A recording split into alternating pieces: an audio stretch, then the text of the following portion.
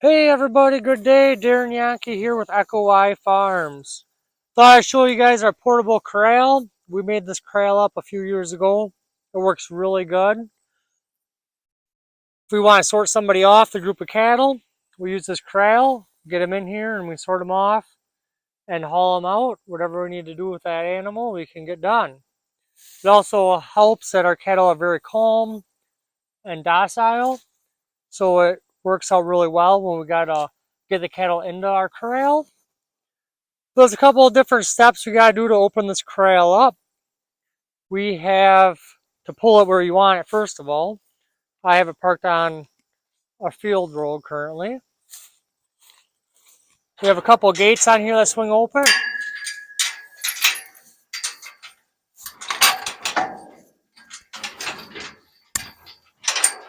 So we can pop the gate open.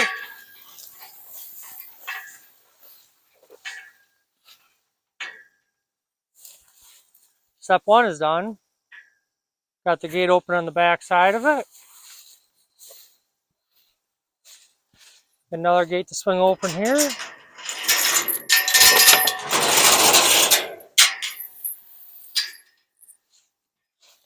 Step two is done.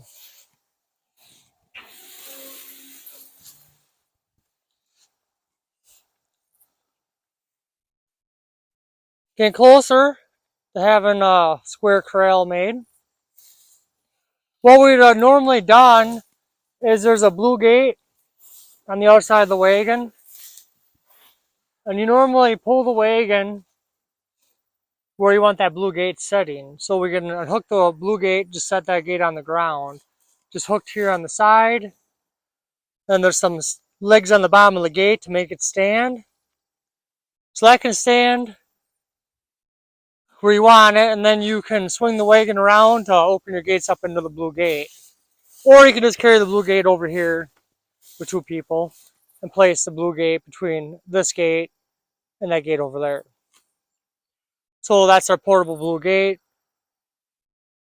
that fills in the gap here. I just ain't gonna put it in there for you for right now because I don't need to have it in there. But yeah, it'll make a square, and you can get quite a few head of cattle in this area if you need to. It is a little challenging getting them sorted out sometimes. And then these gates can swing outward if you want to swing them outward more. So they can go ahead farther, or the back gate can go back farther as well. So a lot of times when we're trying to get cattle into our corral, we'll have the blue gate, which would be from that corner to where I'm standing here. And then you can swing this gate to kind of corral them into the area.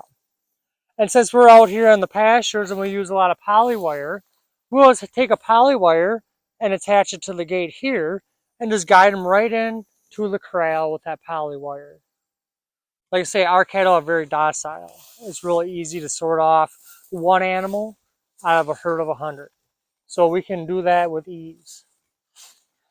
And then if you have a problem animal that needs to get looked at, a foot looked at or something like that, we have a gate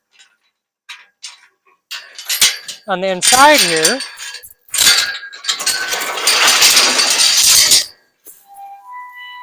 that swings as well.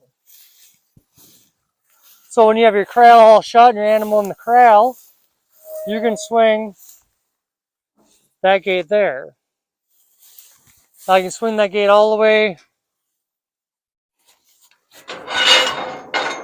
You got a bar. I'll show you here in a second. Just hang on with me here.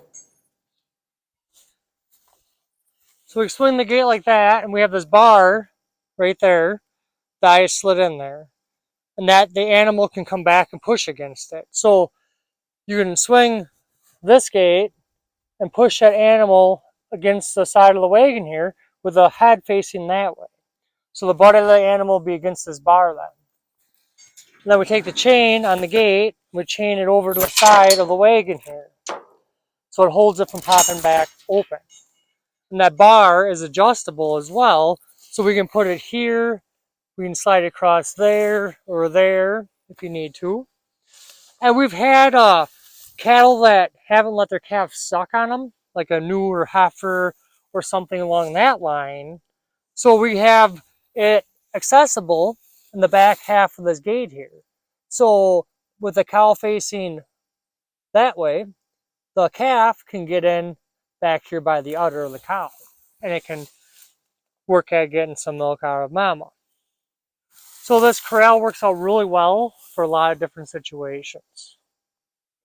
We've had it where we've locked an animal, a cow and a calf in this pen for part of a day with water and everything else. So they got to learn to like each other. You know, like a heifer that had a calf, so a first time mama that ain't used to having a calf on her, sometimes you got to help them a little bit and get them used to each other. Most of the time, that's never an issue, and we don't like having to deal with things like that because it is a lot more work on our end. But once in a while, you do what you do to get the job done. So we can pull this corral anywhere that you would want to put it. You can leave a vehicle hooked on the front of it as long as they're not in by the cattle, because if the vehicle is in by the cattle, they could really wreck your vehicle. But we do have an apparatus on the front that will go into the ground. So you have a adjuster there, you loosen that up, you go up here on the top and see we have it hooked, turn that, drop that arm down. So now it's down on the ground. Then we have it so you can step on it and get it pushed into the soil. So with that anchor in the ground, this wagon does not move. So that's really easy. Just reach down, pull it up, twist the top, top is hooked again, tighten up the nut, and it's ready to go to the next pasture. So yeah, we have not really did much with this wagon since we built it. We kind of built it the way we wanted to in the first place, and it's worked out really well for us. Like I say, we've had it for about 3 or 4 years now, maybe even 5, and it works really well. But little things like this just help make it easier for us and the livestock. If we didn't have a portable corral out in the pasture, our other options would be to get maybe even the whole herd to a corral facility of ours. And that's, you know, all once if you're a half mile, 3/4 mile, or mile away. It's a lot of work just to get one animal caught. Like in 10 more days from now, we have another group of finished beef going in to get processed. And we'll sort them off with this wagon here in the pasture. And just back the trailer right up to the corral and load them right in the trailer. So a lot of times if we're trying to load somebody in the trailer, we'll have this corral all set up and the trailer backed into the corner of the corral, all ready to go. So that way when we get the cattle into the corral, they'll go right onto the trailer. It works out really well that way. Because if the trailer ain't here and then the animal gets nervous when the trailer gets brought into the pasture because they're not used to being in the corral, you know, things could go sideways.